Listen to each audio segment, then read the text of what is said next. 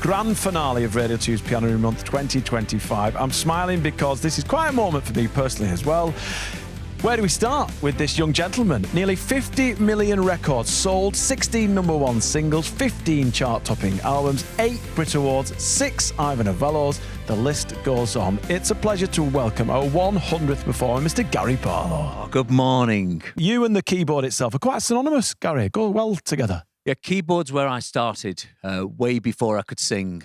Started playing about 10. Had my first gig when I was 11, playing the organ in a club in North Wales. Played there every Saturday night. And yeah, played right through till I started singing at about 15, started writing songs at about 15. But before then, the 4 years was all about the keyboard. Right, let's get on with it. Without further ado, Gary, you're going to do Back for Good. Yep. 30 years. 30 years ago, this was released. So probably written 31 years ago. I remember, Gary, hand on heart, I'm not going to lie to you, I remember imitating the video in the pouring rain in Manchester when this came out, and all my mates were just howling, laughing at me, jumping in puddles. It's a classic. I remember the video very well. They sold it to us on the fact that, don't worry, in between takes, we're going to dry all your clothes. So when you do the next take, so of course the next take was 4 minutes later, none of the clothes were dry. We were wet all day. Yeah. All right, brilliant. Gary Barlow, thank you. Do you know what, Gary? That sounds equally as good now as it did the first time any of us ever heard it. Where does it take you back to? You know, when I think of Back for Good, the very first time we ever performed that was on the Brits. Yeah, I remember. Also sat at the front of the stage. And it wasn't meant to be out till about 9 weeks later. And the Brits heard it and decided to have us on the show, and we had to pull all the release forward, which is something we'd never had to do before, and we've never done it since. So it just felt right. It was in the pocket for us. It felt like a good time to release a song like that. It was a really important track for us. When you wrote it, was it a studio session track, or was it something that you'd held back for a while? Where was it in your kind of armory of tracks? Yeah, at the time, it's so funny listening back to those records now, because at the time, you know, we were a big live act at the time, lots of dancing. The guys all love to do routines and things. And let me interject there. I'm sorry, because we're going to really push the time, because I could chat to you literally for a full 24 hours. Whose idea was it to make the Take That live show as big as it was? Because it was awesome, and it still is to this day mega. Whose idea was that? You know, it's all of ours. We always feel like just sitting and singing songs, we want to give the audience more. And we're so appreciative that we do still have great audiences that come and watch us. It wasn't enough to just stand and sing. We wanted to give them more. So with Back for Good, it was a complete flip side of that, because it's a lovely slowie, I guess. Yeah, exactly. It gives everyone a break. Yeah. Gives you a rest. There you go. None of that. You've got to have a rest. It did ever so well. It was a Brit Award for Best Single, number one in 31 countries, nearly 1.5 million copies sold, and without doubt, one of the greatest pop videos ever made. There you go. It's all about the rain. Absolutely. Always get the rain in. It really is. Yeah. As a collective, as a group, when we saw you all on stage back then in those Take That days, the music was running parallel with actually the five of you as a visual signature to the music, wasn't it? Yeah. Yeah, it was a funny one. It took us a minute to work out what we were really, because there'd only been like a boy band before us. That was New Kids on the Block. So they were like an American version. And we saw that and thought, okay, we like this look, dance routines, harmonies. It took us a second to get the music. We had about 3 misses before we eventually had a hit. And it was at the point where the label had kind of given up on my songs. And they said, we're going to go with a cover version first, because we believe this will give you the platform to get on to then get your own music through. So we did It Only Takes a Minute, Girl. I don't know if you remember that one. Gary, of course. Tavares classic. Yes. But it did. It put us on that stage then, and then we started to introduce the music slowly. Stupid question. Did you have a good time? It's not a stupid question at all. We had a wonderful time. And honestly, if this is the end today, let's face it, every time we go on something like this, it could be. If it is, we have had the most terrific time. And this is the advantage, is that I obviously do stuff by myself, but my place is really in that band with my friends and my brothers. It's my safe place. And it's been so good to us, that band has. So, Lovely. Early 90s. Manchester was a buzz, wasn't it? Wasn't it just? Yeah, it was amazing. Yeah. It really was. There was yourself, there was the rise of Oasis coming through. Yep. That whole city was really buzzing because of its music. That's exactly right. In an old-fashioned way, you know, the way Liverpool was, and, you know, it was a brilliant time, and it was great to be a part of it. And it's all your fault that I had a terrible haircut for many, many years. Can't have been as bad as mine. We're going to dive into our archive, our BBC archive. We do it with every artist. This clip is from 2011, and you're talking about that period after Take That, when you were considering stopping singing. Mm-hmm. I spent years telling everyone around me I'll never be an artist again, never want to sing again, and didn't really sing for about 6-7 years. And until I heard the first Coldplay album, and for the first time in years, I could see a place again. Strong stuff, that, Gary. It was longer. It was actually 8 years. That it was a funny time because, you know, if there's a problem area of being in a band, is that one thing you always do is you're always comparing where you are to everybody else. Right. And we had a very successful member of our band at that point, and it felt like there wasn't room for two. And so I'd been kind of left behind at that point, and sort of in protest to those years of being an artist, I really didn't sing for a long, long time. There's been a lot of documentaries about boy bands in particular, and I think the general message we're getting is overworked, underpaid. Like, a lot of bands were put out there constantly working, constantly grafting. Bit of an issue with the manager, and it seemed like, wow, we loved all the glitz and the glamour from the outside, but on the inside, it was quite difficult, it seems. Do you know what? I think if you ask most musicians what their rise to where they are is, I think it's difficult for everybody. Yeah. And it isn't just pop bands. Or I think that if it's something really, truly worth working for, put the work in. Because honestly, you're right. There was definitely schedules which, you know, it went on for months and months and months. However, we got to do our job at the end of the day. We had to walk on the stage in front of thousands of people and sell records. And it was kind of part and parcel, I felt. Yeah. Started off in Jelly, finished in Wembley. Now, there's a story right there. Wow. But it's true. Yeah, of course it is. Of course it is. Gary, let's move on to your next track, and you're going to welcome a special guest for us. Please. Can I please do. Now? Colby Calais, everybody. I'm going to play while she walks across here. Thank you for that, Gary. Hi, everyone. Hi, Colby. Hello. Welcome. Thank you. Welcome. What are you going to do together, Gary? We're going to do a brand new song that we've spent the last few months working on. And it's been fantastic. She's been so kind with her time and flown in just for this. So thank you, Colby. It's going to be I'm worth it. happy to be here.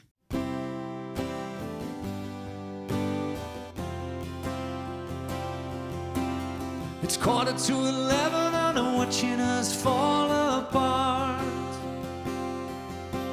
Too early to give up, but too late to have a change of heart. I still believe we can, but everything is saying we can't. Are we somewhere in the middle, or waiting for the end to start? It's just like driving with no hands on the wheel. It's just like loving, but you don't know what to feel. But I still feel. There's not a song about it, reason around, nothing describes, and there's not a way to say that all will be fine. We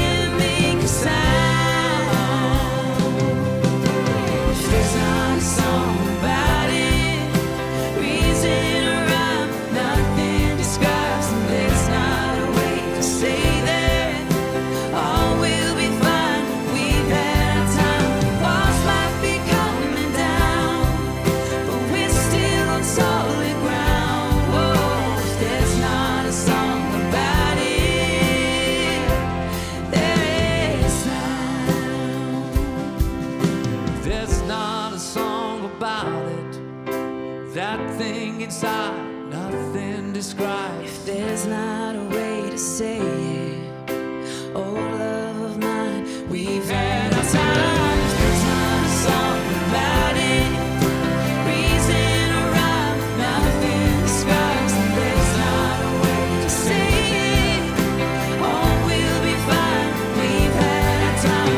Whilst life be coming down, we're still on solid ground. Whoa, if there's not a song about it,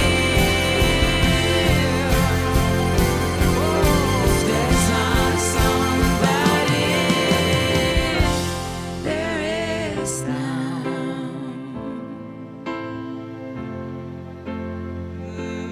There is now.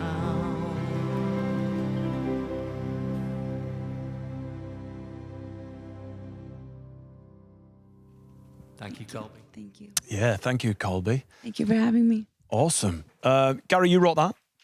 We wrote it together. Wrote it together? Yeah. How did that come about? How did that collaboration happen? Do you know, I know Colby because she worked with a producer that we made 2 albums with, John Shank. So I knew her music. And then we got connected through our agent. And I love her voice so much. What a track. What's the inspiration behind that? You know what? I always feel like I've played every love song there is. A million love songs. Sorry. I've played, there you go. I've played a million of them.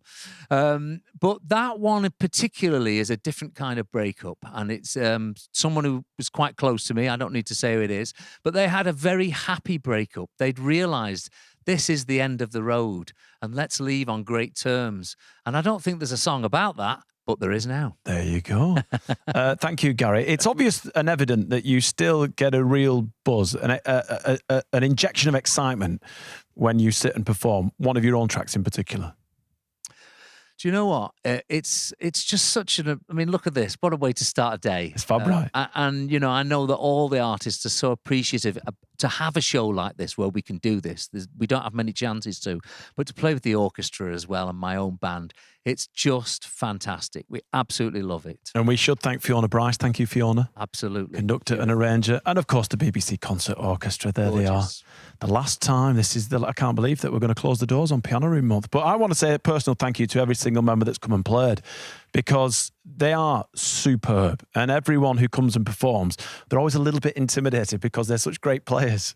And everyone does it differently, don't they? Yeah, they do. She's brilliant. Yeah, it's nice. You're heading out doing the songbook tour. Yes. We toured for 10 months last year. It's not enough. so I'm going back. Vernon, I love playing live. That lawn ain't going more itself, Gary. I love playing live. You know, before I joined the band, 11 to 19, I played every night of the week. And I miss it. Hang on, say that again.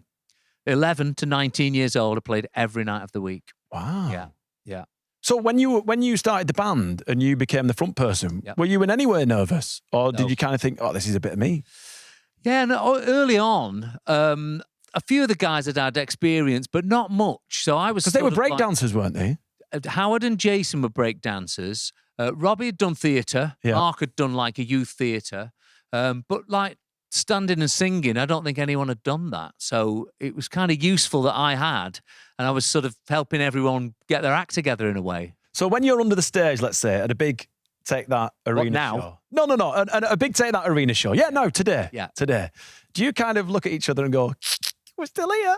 Come on. Do you know what? It's better than that. Well, quite often we go out in the middle of the audience and we're on like a round platform, and now and again we turn in and face each other, and I can see the two faces of the guys, and behind them, chaos. Yeah. Thousands of people going around, and it's beautiful. Oh, I bet. It's so amazing. I bet. Yeah. You've been in Piano Room before with Delta Goodrem. Yeah. You also wrote Misha Paris's track.